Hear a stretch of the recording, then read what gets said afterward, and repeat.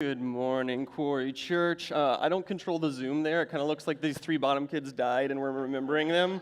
So it was like, I tried to edit that and it didn't work. So no, they're still alive. They're here today. Slow Zoom. All right, my name is Tori Pano. I'm the youth pastor here at Quarry Church. And that was a little bit of a highlight reel from our trip to Colorado that we took with the high schoolers, 38 leaders and students last month. It's been about a month, and this morning we have the privilege to just kind of share with you guys some stories about what God did and how God showed us He loves us that week. And in typical youth ministry fashion, I had a couple students come up and be like, "Oh, can I share? Can I share?" So we're just gonna pack it full of people sharing how God showed up in their lives that week, and hopefully it'll inspire you and encourage you. And then I kind of have a call to action for us afterwards. So I'm going to call up my first person to share their testimony. Where's Ashlyn at? There she is. Yeah. She's like, "I'm first." Oh, man.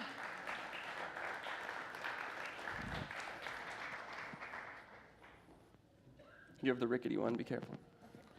Here you go. All right. Ashlyn. First question. She's got some notes. It's not every day you're up in front of 200 people on a Sunday morning, unless you're Pastor Michael. So what was an impactful moment for you in Colorado? Well, there were a lot of memorable moments, but I'd have to say my favorite was when we hiked up Soldiers Mountain on our last day at Quaker Ridge. It was a really steep climb, but it was totally worth it. I undersold it a little bit, right? Yeah. He told us that, like, you pointed to this hill and said, it's like that in some spots. No, it was steeper than that the entire way. But it was more of a climb than a hike, but it was good. We sang Miley Cyrus as we were hiking up it, so it worked. So besides it being really steep, it was really hard to breathe because the elevation was really high. We were at like 8,000 feet in climbing.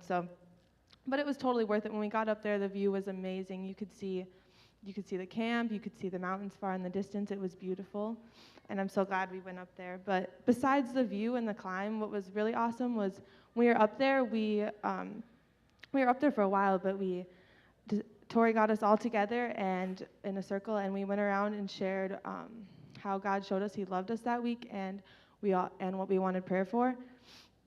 It was really cool just to hear from every single person and hear like what happened to them during that week, because we all had really amazing things go on during that week, and then to have everyone pray for each other.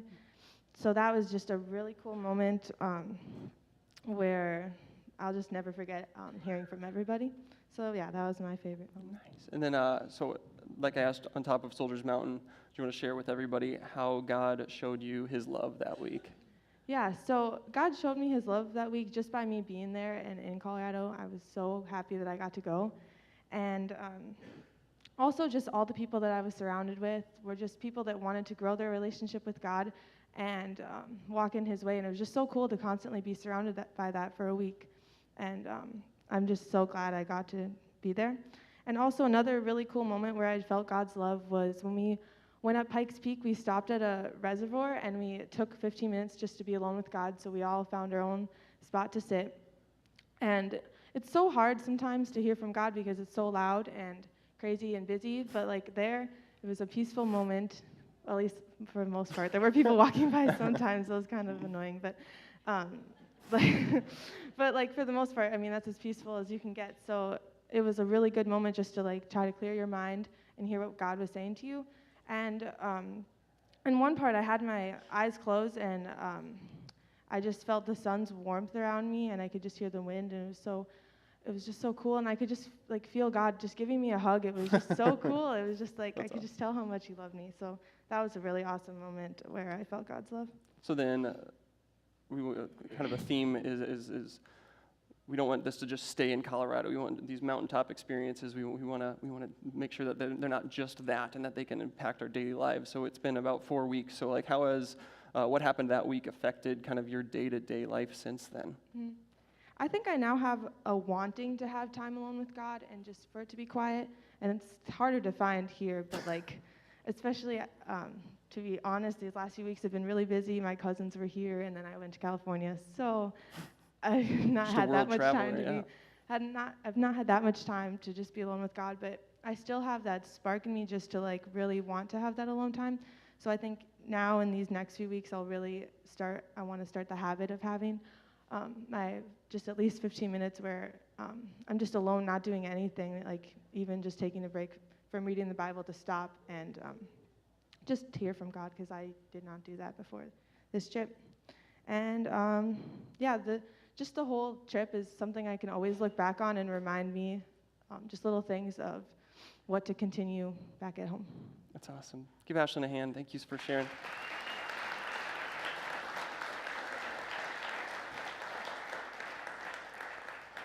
All right, next we have one of our leaders who went on the trip, and she's a veteran. She's been on a ton of QSM trips, and her and Lindsay have this thing where it's like, crazy things happen when Amy and Lindsay are on a trip, and I tried to like say, I was like, my trips usually go pretty smooth, so I wonder like which person's thing will like win out, and something did happen, but it was when I was like with that, like I had driven ahead to drop somebody off, and then like I think I had like a 50-mile hedge of protection over the trip when I was present, and when I went out of that, then the van broke down, and we had all this snafu, so crazy things happen when Amy and Lindsay are on a youth trip. So Amy, Becker, where are you?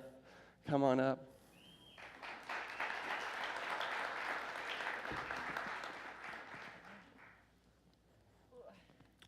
Okay, so those that know me know that I have a lot of thoughts running around in my head.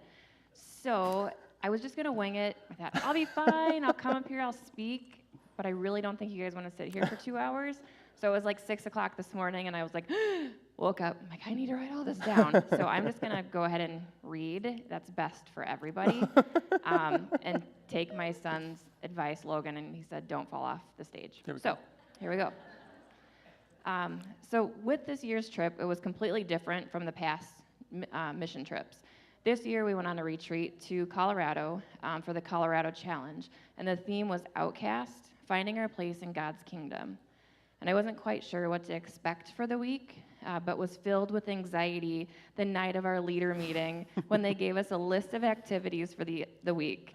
I'm kind of a feet on the ground type of girl. So when they started reading off rappelling from a cliff and rock climbing, zip lining, high ropes, mountain climbing, whitewater rafting, at the top of, not climbing, driving to the top of Pikes Peak, my heart started to race and I was getting a bit of anxiety. In my head, I just laughed and thought, wow, Lord, you really have a sense of humor putting me in this place right now. But I guess all of us need to be stretched no matter what age. And with that, God was definitely with us in Colorado. First off, we were surrounded by breathtaking scenery right outside our front door and everywhere we went. Throughout the years, I've noticed these trips, Throughout the years, I've noticed these trips give kids a safe place to seek God and to be able to surrender to Him without worrying about the outside world and worrying about what the outside world thinks. Because we're all there for the same reason, to seek God's glory. In years past, I feel it may have taken students a little bit more time before they were broken. Maybe it was the elevation. We kind of maybe felt a little goofy. Yeah. But I say this in a good way. Broken to His will, to have their eyes wide open and their ears that will listen to His whispers. I believe it was just the second night already, and we had this unexplainable night of prayer with the students. Mm-hmm. You could feel God in that room, like He was standing right next to us. All the students gathered around one another and prayed for their fears, failures, and hurts.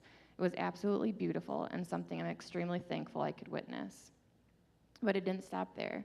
We climbed to the top of the mountain, like He was saying, oh, it's not bad, it's almost there, we're almost there. Lies, it was all lies. I was gonna push Him down the mountain. And when He said, oh, there's rock steps, it wasn't rock steps, it were these sharp rocks. Steps, it was everywhere. And then I think I prayed probably harder going down. Yeah, we should have probably had a video. We only had one casualty. Not death, just blood. Yeah, just blood. Nobody died on the trip. So some of us made it up there, some, a little slower than others. But again, we were surrounded by a perfect picture of what God had created. At the top, we gathered in a circle and all came together in prayer, seeking God's love. And yes, the activities were great. Some I'll be happy if I never, ever do again. But my takeaway is when we feel like an outcast in life, stop and pray. It's really that simple. If you're like me and get distracted by life, and for me, it's easier to seek him when I'm completely removed from everyday life. I feel like I always need to be reminded of God's love, and usually that's through lyrics of songs. One of the nights, we were singing Reckless Love, a song I've sang 101 times, but to be honest, never stopped to understand what I was really singing. But that night, it wrecked me. As I sang the words, there's no wall you won't kick down, lie you won't tear down, coming after me. There's no shadow you won't light up, mountain you won't climb up, coming after me. And I couldn't earn it, I don't deserve it, still you give yourself away, with the overwhelming, never-ending, reckless love of God. And in that moment, I truly felt like I was the one he was coming after. Don't believe the lies Satan tells. God will always fight for you. These trips are so extremely important. And I want to thank the parents for putting your trust in God and us and letting us take your children on these journeys. Thank you. Thanks, Amy.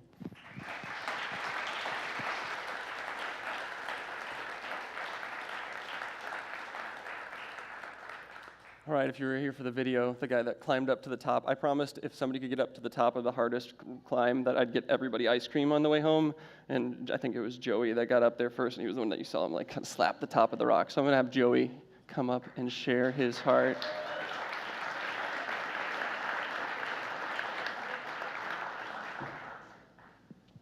How you doing? I'm doing good. Hello. Hello. Sorry, it's an inside joke from Colorado. Yeah, so that was fun. All right, hold the mic right up there. Right here? Perfect. Yeah. Is this all right. good? So, Joey, what was like an impactful moment other than you're getting to the top and winning everybody ice cream? I feel like my most impactful moment from the Colorado trip was the Monday night when we all just got in a circle and we all prayed for each other, and everyone just opened up to everyone else, and just we all just felt God's love through each other, and it was awesome. Yeah, it was really awesome. And then how do you feel like God showed you specifically that he loves you that week?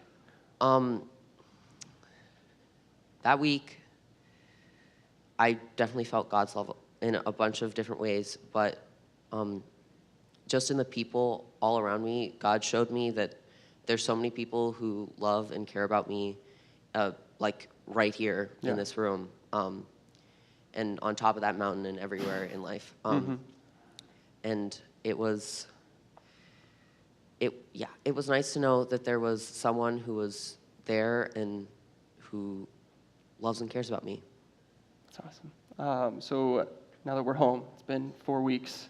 How is what happened in Colorado affected kind of your day-to-day? In Colorado, a group of like the high school guys, we got together, and then when we came back, we started a Bible study group. And during the Colorado trip, the one thing that I prayed about most was that God would keep the go God, go God, on the trip, and he'd keep it when I came back. And I got back Sunday night, I'm like, I'm so tired. And I get a text from my cousin. She's like, hey, we're starting a Bible study group. You want to come tomorrow? I'm like, yeah, definitely. Awesome. So I have another Bible study group I'm at too. And it's just, QSM's awesome to keep that going. Yeah. That's awesome. Yeah. Thanks for sharing, Joey. Cool, thank you. Joey hand.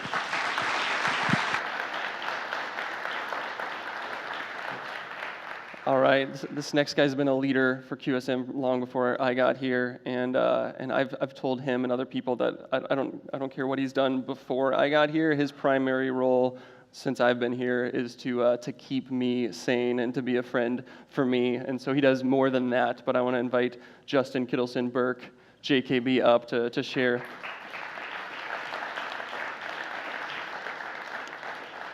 And I didn't realize this, but this was actually his first youth summer trip too. So I gave him way too much authority and influence without knowing if he could handle it. But no, he didn't. Way too much. So Tori prefaced me with how did God show up you that he loved you, and how has that affected the last few weeks? So first of all, I'm Justin Kittlesenberg. A lot of people call me JKB all over the place. My wife and I have 6 kids, 2 of which go to QSM, 1 of which went on this trip. And the Colorado trip, for me, was the first real trip outside of going to Trout Lake. So it was kind of a big step for me. Yeah. I mean, I've been on the ledge many times. So I'm very thankful that I was able to go. So there were many great things that came from this trip, time with leaders, time with students, time with God, and a lot of time in vehicles, Oh, as you saw from that half video. the video was just woo. Yeah, I was the guy that rode down the stairs on the bike. That was me. So God showed up in many ways. Mostly he showed up really early when Tori challenged the students to get vulnerable and share what we as a group might be able to pray for them. So after like 45 seconds to a minute, seemed like 10 minutes of complete silence. Awkward silence. Yeah. Yeah. Students liked it, though. Tori ended up humbly leading the way for this. And him sharing was a foundational piece of what I think the trip ended up being a success for. So he started this, and that was what everything was built on. And really, it wasn't Tori, it was God. So although he's really I'm a great vessel, orange. I'm a vessel. Yeah. Yes. So specifically for me, since I knew a bunch of these young adults on this trip, and I call them young adults because teenagers, they think that they hear that term and they get this ability to be able to do stupid things, so I'm going to continue to call them young adults. Trey? So it was good to be able to get to see them challenge each other and challenge themselves, and when fear set in, they relied on God to get them through. Rappelling down a 150-foot rock face, rock climbing up a 100-foot rock face, whitewater rafting, completing the ropes course, well, the exception of Trey, actually. I think there was an emergency that was called in, and she had to get, like, the emergency pack to get down, right? Because there was lightning coming through? Was They it? just had a net at the bottom, right? And you just jumped into it. Go ahead, Nice. Trey, go ahead. It was good. She trusted them, though, and I trusted them to take care of Trey, so we were in good hands. We hiked up an 11,000-foot mountain, which we started at 9,000 feet above sea level, so we actually hiked up about, not the whole thing. You're making it sound less impressive than we hiked up an 11,000 Yeah, foot. they were able to stomach the car ride to the top of Pikes Peak, which is 14,115 feet above sea level, which is like 50% of the oxygen that you're breathing right now at that level. So just so you guys know. And they got real with themselves on the way up, and I know I did because I was sitting next to probably the worst passenger to go up this mountain. Amy Becker was my passenger, and so she leaned into the middle of the vehicle. And she took blind photos out the side window and then looked at them, oh my gosh, we're going to die. So it was good. It was great at the top. We high-fived, and we made it. It was really good. So one of the tangible ways that God showed up is that he's really shown me through the devotion and commitment that Tori has on what it takes to do youth ministry, and that he's in it with us, as well as the other adult leaders like Amy, going up and working through whatever she had to work through to get up to the top of Pikes Peak, as well as me. And I'm not too great with heights, but having Amy sit next to you is just so he gets real enough, God gets real enough to show up the night before we went whitewater rafting, and he prompted Key and Eisenshank to get baptized in the Arkansas River that next morning because we're about to go whitewater rafting. So Keenan was so pumped that he was going to get baptized, as well as Hannah. They both heard loud and clear from God that it was time. They needed to respond, and they did. As they stepped into the river that morning, their adult leaders stepped in to assist. During that act of obedience, God moved, and Hope Meyerhofer, I don't know if you guys know her or not, from the student crowd looking on, she was like, oh yeah, I want to do that too. And so she jumped in too, and she got baptized. So that was really cool. So when the Spirit leads, I mean, you better listen. So as a dad of 6, husband of 1. It's an important note right there, Yeah. husband of 1. It's not always easy to get alone time with my 16-year-old son. So when the opportunity arose on top of Soldier Mountain that afternoon, I took it. Really, God provided it, so who am I not to listen? when we prayed, so everybody's praying and like everybody's praying for each other, and I was like, this is my time. God has given it to me. I'm going to be able to speak and talk to God, and Shane is going to be able to listen. So when we prayed, I prayed that God would break into my son's life and take the wheel. And I can't tell you that he's done that just yet, but I know God to be faithful. I know God to be trustworthy. See, what you may or may not know is that I also have an 8-year-old son, Jonah. And when he wasn't yet 3, he started to have seizures. And I can tell you that I had to fully give my son over to God and ask that he take the wheel for him too. So God has shown up in so many ways since then, and I know God's going to show up too for Shane. So as for me and my wife, we look to God, trusting that he will keep providing for us as we learn to trust him more and more each day. Awesome. Thanks, JKB. Give him a hand.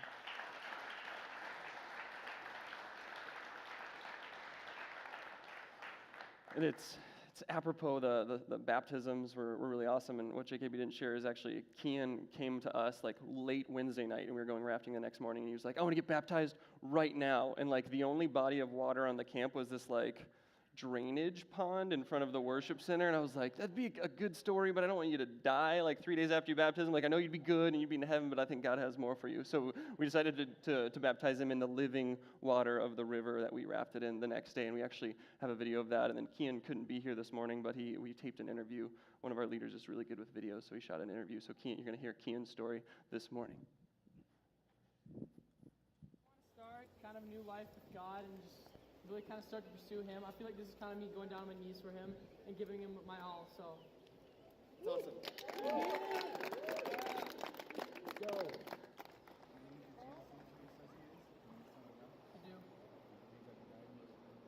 I do.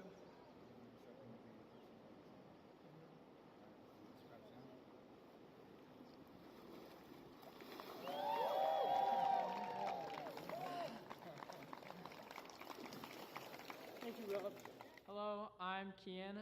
One of the biggest parts for me in Colorado, besides all the fun stuff like volleyball, rock climbing, rappelling, or whitewater rafting, or any of that stuff, was probably the messages, just because it's a speaker I never heard before, and he had a whole lot of aspects that I liked and that he just talked about, and just a lot, like his main thing was that being an outcast and everything, and just that you have God and he's there for you.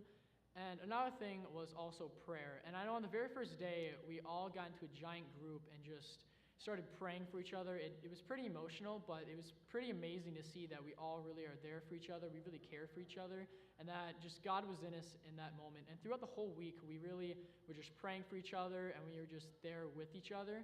But even for praying with each other, we also got a lot of time just to pray by ourselves. And I know the pastor there also, he took out individual time for us to go ahead and pray with just God. And I know I took a lot of time just to sit there and just kind of nature and just God's beauty and really clear out my thoughts and just have a one-on-one kind of conversation with him, talking to him about the kind of struggles that I've had in life, the praises of life, and all this stuff. Just kind of sitting there, I was kind of wondering, like, God, what do you want me to do next? And he spoke to me, I'm pretty sure, and told me that baptism was probably the next step that I need to take. And for me, that was just me going down on my knees and saying, I'm yours, God, and I want to restart over. I want a new life, and I want to be yours for the rest of my life. And prayer really helped me show me that. So that was a huge part of the Colorado trip. And overall, just getting to know people better, getting close with people, and even people from other churches. I also got to know Tori a lot better and kind of what he's gone through in his life and just him now. And I know afterwards now we've actually started a group of some of us guys, and we go through devotional every day. We've just done a couple different ones. I know it's really helpful to have people just there with you, pushing you every day to just kind of look to God, just saying, I trust you, God, you're here with me today, and just digging into the Bible deeper to really get to know him. So I'm really glad we went to Colorado. We can clap for a video.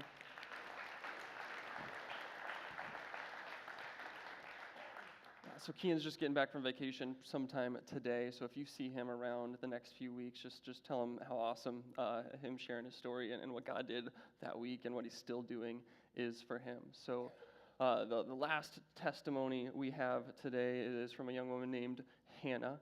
And Hannah and I, there's just weird, my wife and I got married on Hannah's birthday, and then Hannah came late to the trip, so I had to pick her and Noah up, and then we were driving back, and we're like, oh, we got to eat, they're already eating dinner. We stopped at Taco Bell, and I was like, well, what do you want? And she goes, a cheesy gordita crunch, and I was like, that's my order. And so it's like, I don't know if it's just Taco Bell or whatever, but it just feels like Hannah reminds me of myself a little bit. She's a middle child, and we're always kind of weird. We try to please everybody and make everybody happy, and it's, yeah.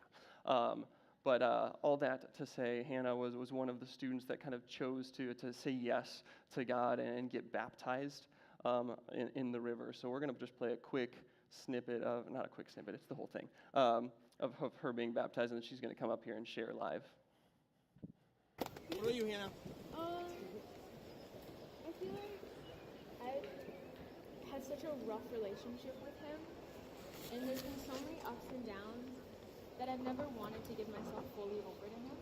And I think this trip has just really opened my eyes to the fact that if I want all of that to stop, I need to put all of my trust in him. That's awesome. That's awesome.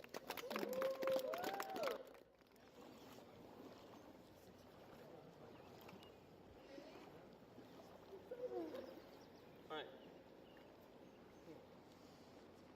Do you believe that Jesus Christ is God's only Son? I do. Do you believe that he died and was raised again on the third day? I do. Do you declare that he is your Lord and Savior? I do. All right, let's do this. In the name of the Father, the Son, and the Holy Spirit, I baptize you.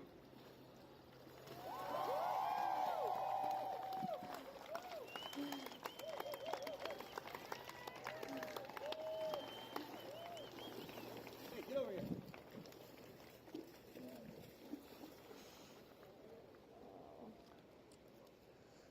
And as Hannah comes up here, I just have to share two quick stories. First of all, the last church I was at, they baptized infants primarily, so she was actually the first student I've ever had the honor to baptize. So I was a little excited, never done it before. Oh, baptize you! I was just winging it. I'll get better if your kids get baptized later. So I was a little excited. They were standing far away. I didn't know if they're supposed to hear it or if it's supposed to be private, but so I'll figure that out. We survived. We made it. So it was a special moment for you. It was a special moment for me. I also have to say, Hannah, a couple weeks ago, had very bright pink hair, and I learned on the trip to not float the idea, oh, we should dye my hair a crazy color, to somebody that has a crazy color hair, because her and my wife and a couple students went to the salon that day and then wouldn't let me leave without dyeing my hair bright orange, and now it's we've both faded to where we look like twins up here. But so that's why my hair is like this. I'm not trying to be Justin Timberlake in NSYNC in 2002. That was not what I was going for. So, you need a microphone. So, Hannah, thanks for being up here. Yeah, the same questions as other people. We saw one impactful moment. What was an impactful moment for you in Colorado? Yeah, can I say something really quick? Absolutely. That video makes me realize how much I talk with my hands. People point it out to me a lot, but I never realized I actually do it. That's true. I've seen videos like that just make me realize how big my nose looks when I don't have a beard, so. Go ahead. I think an impactful moment for me was on Monday night, and not just actually the prayer, circle thing that we did, but the whole sermon for me, because actually that whole sermon I spent just praying to God, because during the worship I started crying, because for some reason I just felt God's pull there too. And after I actually finally stopped crying, you had us sit for a while, and when no one volunteered. The goal wasn't for people to sit for a while. The awkward silence made us sit for a while. Yeah. And you shared what was happening with you in your life, and you had us pray over you, and then we went back to sitting awkwardly for a while. Yeah.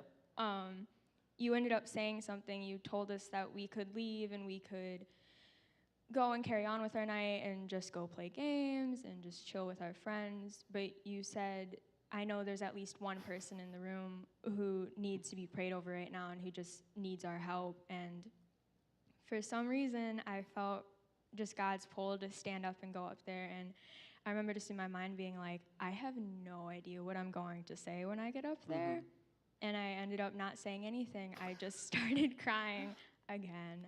And for me, that was I'd never felt that close to God before, with having people around me who cared about me, and people I wasn't close to at the time, too, praying for me and showing me that they were here for me. That was like a huge moment for me. And what Hannah doesn't share about that is that like kind of her stepping out in boldness after people had prayed for me really kind of just broke the seal, and she had no idea that her just being obedient to God in that moment was going to end up being like 2 hours of this really powerful prayer and worship time and just praying for each other. So that was just, it was awesome that you answered kind of God's call and prompting in your life, and who knew what he had for us that night, and then kind of what carried on throughout the week and what's still carrying on in our lives today. So the second thing is how did God show you his love that week? He showed me his love with just the people he put around me, with just in our like youth ministry and stuff, and people who went on the trip, just showing me that like you have people around who you can trust and you can be vulnerable with and who love you, and just him showing me too that he's there for me even when I don't feel him. And yeah, just me getting to know the people in like my cell group, and yeah, just like the older kids and stuff like that. Yeah, that's awesome. And then, so we've been home for a month. This is usually the time where things kind of start to fade or get back to normal. So how has how God showed up in your life that week impacted your kind of your last few weeks?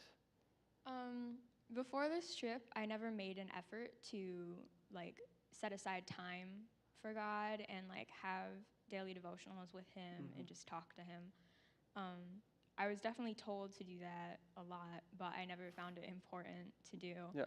And after this trip, I think I really like saw how important it was and how much closer it brought me to him when I like take time by myself to do my devotionals and sit and just hear him and what he has to say to me. That's awesome. Thanks for sharing. Let's give Hannah a hand.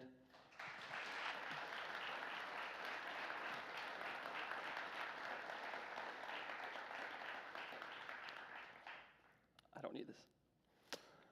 I have one quick story. So on our way up Pikes Peak, we did stayed in the wilderness, or we stayed. There was a reservoir like a little bit up the way of Pikes Peak, and I had carved out time where we were just going to kind of be alone, and I have a couple pictures, and so people are kind of by themselves. Ashlyn was talking about it, and I had a whistle on my backpack. I realized I was like, so I'll just blow the whistle, and that's when you know it to come back. So like trying to just stay semi-close or whatever. And my wife was sitting like way down the shore, and I thought she was the farthest one out. So when the 15 minutes was up, I blew the whistle, and I saw her get up, and I was like, all right, everybody's coming.